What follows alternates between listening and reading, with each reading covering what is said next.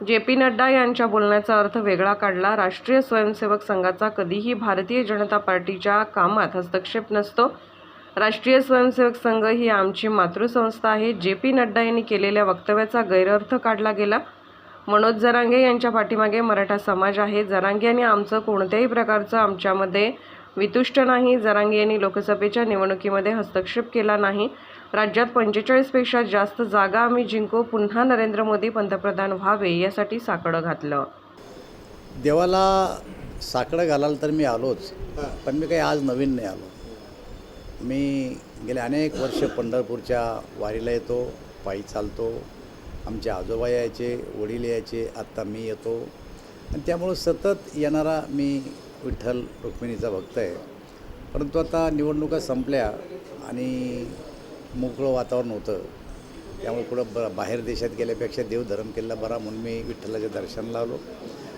परमेश्वरला मी एकच मागितलं की या देशात आणि या राज्यामध्ये एक सक्षम आणि लोकोपयोगी अशा प्रकारचं सरकार येऊ दे आणि या जनतेची सेवा करण्याची पुन्हा माझ्यासह नरेंद्र मोदी आणि आमच्या सर्व सहकार्याला संधी मिळू दे, असं मी परमेश्वर. ज्या पद्धतीनं वातावरण केलं जातं की 35 आता 45+ 47+ वगैरे म्हणाला.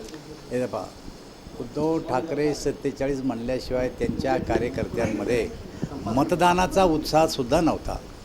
आणि किमान आमचे 45 नाही 47 सीट येतील असं म्हणल्यावर किमान ते मतदानाला तरी बाहेर पडतील असं म्हणून त्यांनी वापरलेली ही भाषा आहे. परंतु महाराष्ट्रात 45 भाजप आणि मित्रपक्ष आणि देशात 400 आम्ही नक्की आकडा गाठणार आहे. कारण ह्या 5 टप्प्यातल्या निकाल आणि देशभरातलं वातावरण पाहता आम्ही आमचं टार्गेट पूर्ण करणार. ज्या पद्धतीने जे.पी. नड्डाने सांगितले आता संघाची आम्हाला गरज पडलेली नाही, काय वाटतं? असं आहे, विरोधी पक्ष आम्हाला काय प्रश्न विचारतो त्याच्यावर असलेलं हे उत्तर आहे. उगाच गैरसमज करून घेऊ नये. संघाची गरज नाही म्हणजे विरोधी पक्ष आम्हाला विचारतो की भाजपच संघाच्या सल्ल्याने चालतो, असं मुळीच नाही. ती आमची मातृसंस्था आहे, आमची त्यांची श्रद्धा आहे संघावर. पण संघ हा भारतीय जनता पार्टीच्या कारभारामध्ये कधीच हस्तक्षेप करत नाही, पूर्वी केला नव्हता आणि आत्ताही केला नाही. त्यामुळे ते त्यांचं स्वतंत्र एक कारभार, हिंदुत्ववादी संघटना आहे, त्यांचं काम करतात. भारतीय जनता पार्टीचं काम करतं. पण बार हर निवडणुकीत वेळोवेळी आम्हाला हाच प्रश्न विचारला जातो की तुम्ही संघाच्या सल्ल्यानं काम करतात, म्हणून ते असं म्हणलं की नाही सल्ल्यानं नाही करता आम्ही काम, आमचं ते श्रद्धास्थान आहे. यामध्ये काही शंका नाही. मी स्वतः संघाचा स्वयंसेवक आहे. गरज नाही असं नाही, त्याचा अर्थ उलटा घेतला यांनी. बोलणं चुकलं नड्डा साहेबांचं? बिलकुल नाही चुकलं. आम्हाला जर तुम्ही आत्ता विचारलं मला की तुम्ही संघाच्या सल्ल्यांना कारभार करता का, मी म्हणून नाही, आम्ही आमच्या विचारांना, आमचं एक विचारधारा आहे त्या विचारधारेने कारभार करतो. माझं बोलणं चुकलं आहे का?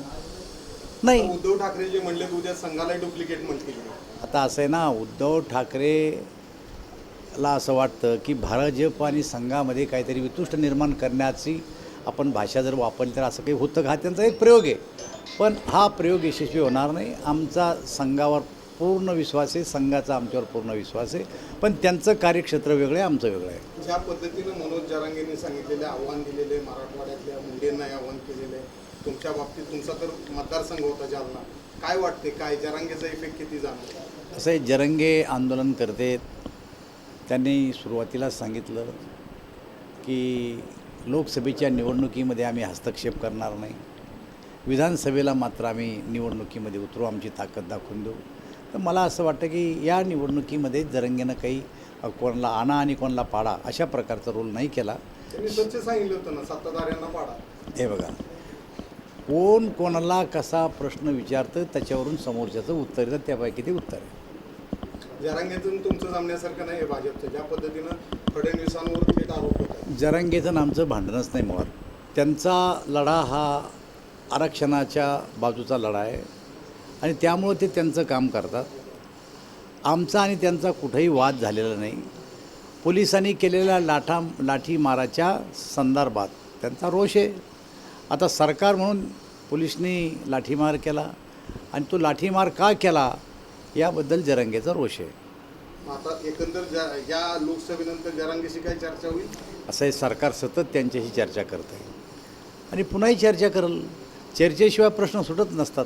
चर्चा आम्ही बंद केलेलीच नाही, चर्चा करतील. जरांगेंच्या मागं रोहित पवार, शरद पवार आहेत अशा पद्धतीचे आरोप आपल्याच वरिष्ठ नेत्यांनी केले. हे बघा, जरंगेच्या पाठीमागं कोण आहे आणि काय आहे, पण मला असं वाटतं की जरंगेच्या पाठीमागं समाज तर नक्कीच आहे आणि समाजाने पाठिंबा दिल्यामुळंच आज जरंगेने हे आंदोलन त्यांच्या पद्धतीनं इथपर्यंत आणलेलं आहे. विधानसभेत नावं घेऊन पाडा म्हणून सांगितलं जाईल. बघू पुढच्या काळात जेव्हा विधानसभा येईल तेव्हा कोणाकोणाची नावं येते तेव्हा विचार करू. सत्ता कोणाची येईल, गुलाल कोणाचा असेल? भारतीय जनता पार्टी आणि मित्रपक्षाचं. जालन्यात काय होईल, बीडमध्ये काय होईल? जालन्यात, बीड आणि सगळ्या ठिकाणी 45 जागा आम्ही जिंकू. मराठवाड्यात सगळीकडं प्रश्नच नाही. आणि जरांगे इफेक्ट 45 जागा आम्ही जिंकू. मराठवाड्यात जरांगे इफेक्ट जाणवणार नाही. माझं काय मत आहे, त्यांनी जरंगेने निवडणुकीमध्ये हस्तक्षेपच केला नाही ना, त्याच्यामुळे त्यांचा या आरक्षण आणि इलेक्शन या दोन गोष्टी वेगळ्या आहेत, त्यांनी स्पष्ट सांगितलं होतं. थँक्यू.